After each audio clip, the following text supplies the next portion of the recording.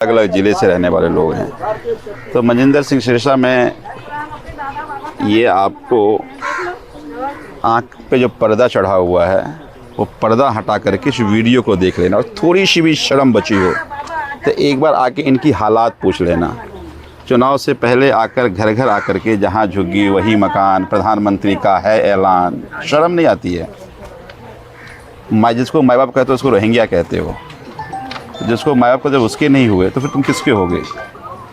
तो ये वीडियो बनाने का पर्पस यही था कि भारतीय जनता पार्टी के मंत्री, ये सरकार कहती है हम रोहिंग्या हटा रहे, रोहिंग्या नहीं। जब आपको कई मंत्रियों का जन्म नहीं हुआ होगा तब से ये लोग यहाँ रह रहे हैं। बड़े चीख चीख कर कह रहे हैं कि वो जो जिनका घर टूटा है वो रोहिंग्या है, वो बांग्लादेशी है। तो उनका हम उनको एक्सपोज करने आए थे। हाँ, जब वोट मांगने आए थे तब तो माई बाप थे, और अब जब वोट दे दिया तो रोहिंग्या बांग्लादेशी हो गया। और यहाँ कब से रहते हैं? यहाँ तो 40 साल करीब हो गया रहते हैं। 40 साल हो गया। अच्छा, तो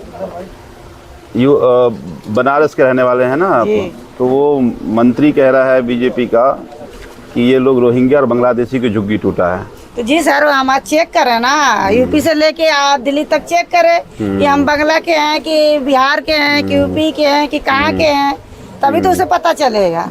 ऐसे कैसे पता चलेगा कि हम कहाँ के हैं। और वोट देने के लिए तो हम नहीं थे बांग्लादेशी, आके दरवाजा खोल खोल के हमारे ही आदमी नेताओं लोगों से मिलवाते थे हम लोगों को कि मतलब ये हमारे रिश्ता है, ये रिश्ता है। और हम लोग जब दरवाजा बंद रहता था तो खुलवा के मिलवाते थे, हाथ जोड़ते थे। नहीं, तब क्या कहते थे? तब बोलते थे कि आप लोग पैर छूते थे, हाथ जोड़ते थे कि आप लोग हमारी बहन भाई हो। और आज हम बांग्लादेशी हो गए हैं। मैं उत्तर प्रदेश आजमगढ़ का रहने वाला हूँ। और यहाँ पर झुग्गी में कब से रहते थे यहाँ पे? 1992 से मैं रह रहा हूँ। 1992 से रहते थे। और झुग्गी कब टूटी है आपकी? 24 तारीख को। 24 तारीख, 24 जून को। हाँ।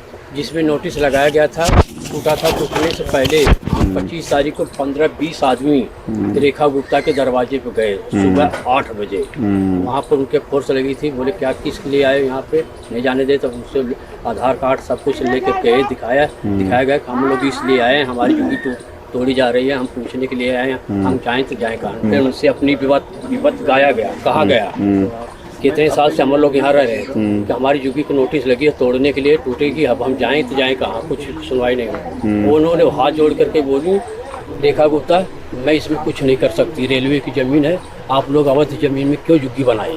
और चुनाव से पहले आए थे ये लोग वोट मांगने के लिए, तब क्या कहा था? जहाँ झुग्गी, मोदी जी का ऐलान, जहाँ झुग्गी वही मकान। तब तो इन्होंने ऐसे कह के वोट ले लिया, जीत गया। 40 साल से हमारे बच्चे यहाँ पर पैदा हुआ। आप कोई बांग्लादेशी तो नहीं है ना? पाकिस्तानी भी नहीं है? हम तो कुलाले नहीं जानते हैं, हम बांग्लादेश के भाई। यहाँ मुझे रहते 25 साल हो गए कि मैं बांग्लादेशी नहीं हूँ ना पाकिस्तानी हूँ। जो कहा था वो आएगा तीसरे मार खाएगा यहाँ ये भाषा पे। सुरेंद्र कुमार, मैं उत्तर प्रदेश का रहने वाला हूँ। मैं कोई पाकिस्तानी नहीं हूँ और ना मैं बांग्लादेशी हूँ। केजरीवाल साहब आए, हमें जब से वो आए तब से हमें बहुत सहारा हुआ, लेकिन अब आज बेचारे क्या करें कि उनके हाथ में कुछ रह ही नहीं गया। नहीं तो आज कुछ उनके हाथ में रहता तो आज हमारी ये हालत नहीं होती। तो ये सारी वीडियो इसलिए बना रहा हूँ और बना के मैं सरकार तक पहुँचाना चाह रहा हूँ कि कहीं तो इंसानियत जागे कि तुम कर क्या रहे हो। इन गरीबों के वोट ले करके, इनके आशियाने उजाड़ करके अपने बड़े बड़े महल में अपना ठिकाना बना रहे हो। ये सत्ता आती है और जाती है, लेकिन इंसान हो के इंसानियत ना होना, मुझे लगता है ये दानव, ये राक्षसों का काम है।